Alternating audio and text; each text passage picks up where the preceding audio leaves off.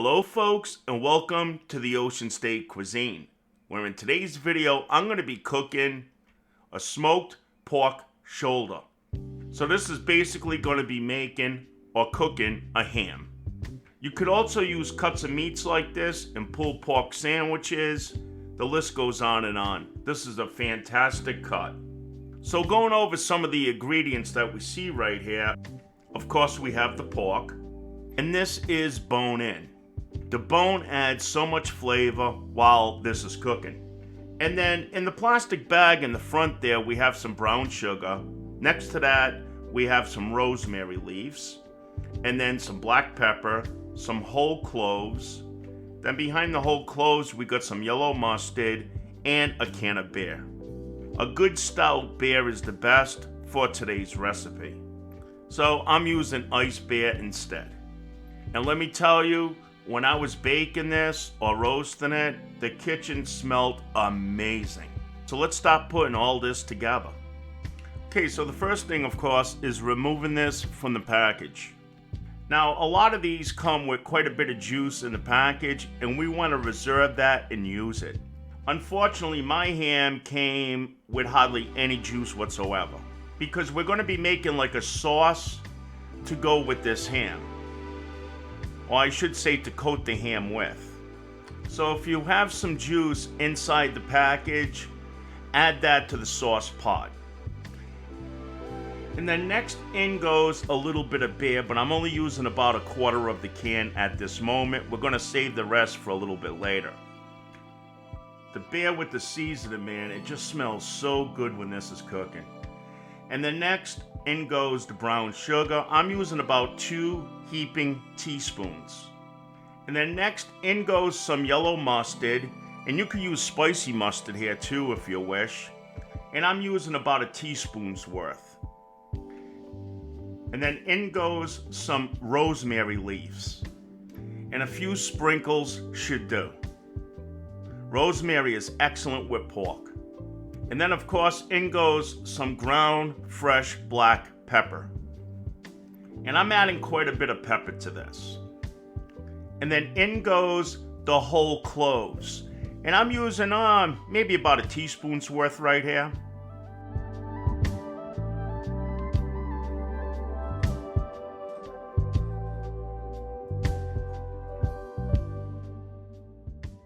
Now on a medium to medium-low heat, we're now gonna simmer this and blend it all together. This is gonna help break down the brown sugar and dissolve it and make everything blend very well. And this is where your kitchen's gonna start smelling fantastic, because we know cloves smell good, beer smells good when it's simmering, that brown sugar, and even the mustard. What a combination. And then just keep stirring it and stirring it. In the meantime, you could start preheating your oven now on 325 Fahrenheit. This is going to be a low and a slow cook. So I'm going to cook this for about 2.5 to 3 hours when it comes to the ham. I don't remember how big of a ham this was, but with the bone in it and all, I'm going to guess maybe about 4 pounds. So after maybe like 4 minutes or so, this is what the sauce looks like. And now we're ready to use it and put everything together. This is actually referred to as a mopping sauce or a glaze. Okay, so now next I got myself a deep baking pan along with a wire rack. You could also use a regular baking pan for this. This one's actually designed for lasagna. And then as always, so we don't have to take out a scrub brush, let's spray this down with some cooking oil.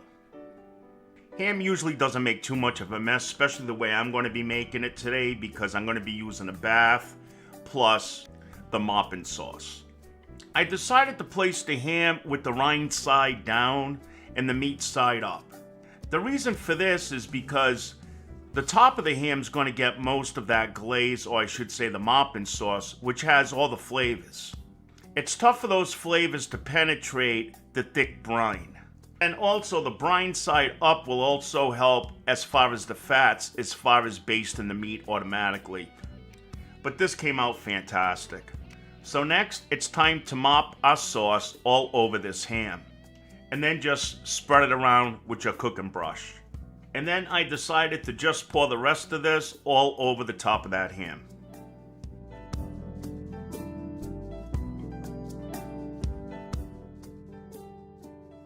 And then we're going to take the rest of our beer and we're going to pour it all on the bottom of this pan. What this is going to do is that it's going to create like a steam bath as this is cooking. And all those flavors are going to drip down into that beer and it's going to penetrate that whole piece of meat. Doing it this way, there's no basting required. It's pretty much just automatic. Now I decided to add a little more beer. And then next, we're going to get some aluminum foil and we're going to tent this whole ham in the pan.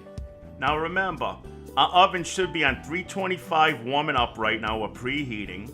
And then once we slide this in the oven, we're going to cook it again for another 2.5 to 3 hours. Now hams are already pre-cooked, so you don't have to worry about getting sick because after all, when you go to the deli and you order lunch meat that's ham, they cut it right from the brisket.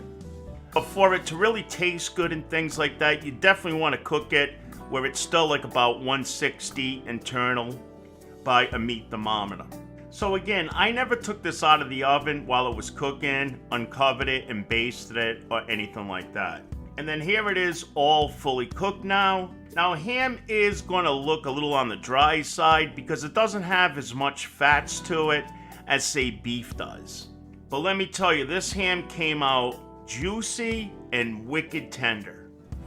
So I'm just going to remove it from the pan and yeah, don't be poking around in these hot pans with your fingers. I'm just a nut. But actually I did let this sit for about 15 minutes. And now we're going to plate up the ham and we're going to get all that delicious juice now at the bottom of this pan and pour it all over that ham. And then you want to save this juice in a container for the next time you go to reheat this ham. And what I do is that I simmer the slices in a pan on the stove inside that juice. It just melts in your mouth and it tastes so good. And there we have it, folks, the final dish. I did forget to pour some of that juice on my plate though. So I served this up with some green beans and a baked potato. And after all this gabbing today and talking, I hope you folks don't mind, but boy, I could really use a beer right now. So thank you all for watching the OceanState Cuisine. Remember to sub up for more future videos coming your way. Throw a comment down below because as always, we love to hear from you. And until the next time, you folks have yourself a fantastic day.